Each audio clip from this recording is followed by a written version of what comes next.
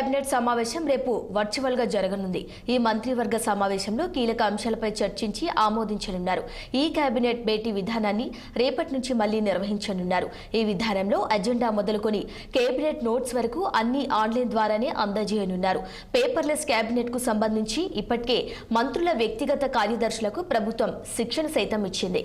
ఈ కేబినెట్ వల్ల కలిగే ఉపయోగాలను సైతం వారికి జీఏడీ పొలిటికల్ సెక్రటరీ వివరించారు. 2014-19లో ఈ కేబినెట్ విధానాన్ని నిర్వహించారు. ఇప్పుడు కూడా అదే విధానంలోనే మంత్రులు భేటీ కావాలని నిర్ణయించారు.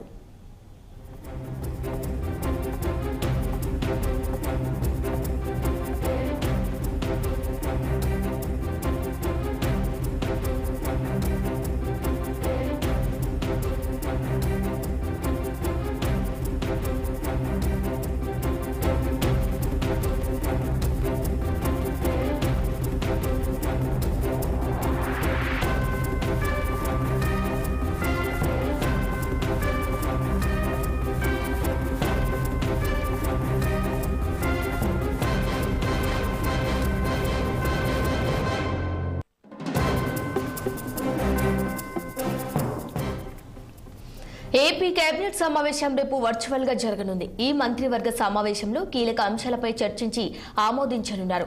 ఈ కేబినెట్ భేటీ విధానాన్ని రేపటి నుంచి మళ్లీ నిర్వహించనున్నారు. ఈ విధానంలో అజెండా మొదలుకొని కేబినెట్ నోట్స్ వరకు అన్ని ఆన్లైన్ ద్వారానే అందజేయనున్నారు. పేపర్లెస్ కేబినెట్ కు సంబంధించిన ఇప్పటికే మంత్రుల వ్యక్తిగత కార్యదర్శులకు ప్రభుత్వం శిక్షణ సైతం ఇచ్చింది.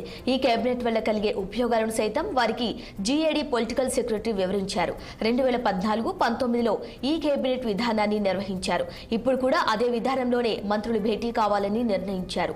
ఇక ఇదే అంశంపై మరింత సమాచారం మా ప్రతినిధి కృష్ణ ఫోన్ లైన్లో అందించేందుకు సిద్ధంగా ఉన్నారు. చెప్పండి కృష్ణ, రేపటి ఈ కేబినెట్ భేటీలో ఏ అంశాలపై చర్చించే అవకాశం ఉంది?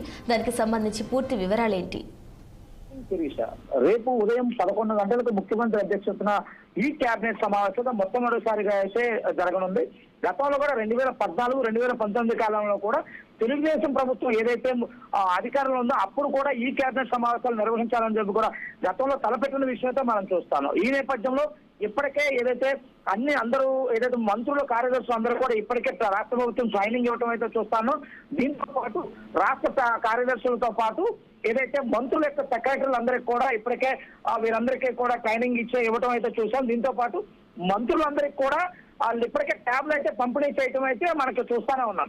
ఇక్కడి నుంచి జరగబోయే ప్రతి కేబినెట్ కూడా ఏదైతే ఈ కేబినెట్ సమావేశం నిర్వహించాలి, ఎక్కడా కూడా ఒక పేపర్ కూడా యూజ్ చేయకూడదు, ఎక్కడా కూడా ఈ కేబినెట్ లో నిర్ణయం కానీ రాష్ట్ర ప్రభుత్వం తీసుకున్న నిర్ణయాలు ఏది కూడా బయటికి ఎట్టి పరిస్థితుల్లో కూడా వెళ్లకుండా చాలా సీక్రెసీగా ఉంచాలనే ప్రధాన ఎజెండాగా అయితే ఈ కేబినెట్ జరుగుతుందని మనం చెప్పుకోవచ్చు.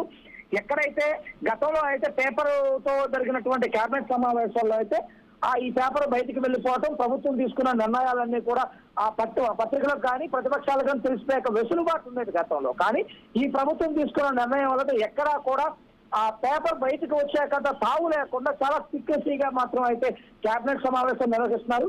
ఈ కేబినెట్ సమావేశంలో అయితే ప్రధానంగా అయితే ఏదైతే వచ్చే నెల 20వ తారీఖుకి ప్రభుత్వం అంటే కూటమి ఏర్పడి 100 రోజులు కావస్తుంది. ఈ 100 రోజుల్లో ఇప్పటి వరకు రాష్ట్ర ప్రభుత్వం తీసుకున్న నిర్ణయాలతో పాటు రాబోయే ప్రణాళికాబద్ధంగా అంటే ఎవ్రీ 100 days కి ఒక ప్రణాళికాబద్ధంగా వెళ్లాలని రాష్ట్ర ప్రభుత్వం ఇప్పటికే నిర్ణయించుకుంది. అందుకని అదే విధంగా కూడా రాబోయే 100 రోజులకు ఒక ప్రణాళికాబద్ధమైన నిర్ణయాలు తీసుకోవాలి. దానికి సంబంధించిన ప్రణాళిక కూడా రేపు పొద్దున తీసుకున్నట్లయితే రాష్ట్ర ప్రభుత్వం మనకు ప్రధానంగా అర్థమవుతుంది. అదేవిధంగా వచ్చే నెలలో బడ్జెట్ సమావేశాలు ఏదైతే 2024-25కు సంబంధించి కూడా బడ్జెట్ రూపకల్పన ఏ విధంగా చేయాలి అని చెప్పి ఇప్పటికే ఆర్థిక శాఖతో పాటు అన్ని శాఖలకు కూడా కార్యదర్శులకు అయితే ఇప్పటికే ఆదేశాలతో జారీ చేస్తారు. వాళ్ళందరూ కూడా సమగ్రమైన నివేదికను ఇప్పటికే రాష్ట్ర ఆర్థిక శాఖ సమర్పించాలని చెప్పేసి కూడా ఈ ప్రభుత్వం నుంచి అయితే ఇప్పటికే ఆదేశాలని ఈ నేపథ్యంలో రాబోయే బడ్జెట్ పైన కూడా రూపకల్పన చేయనట్లు మనకు ప్రధానంగా అర్థం. Okay Krishna, right Krishna, thank you.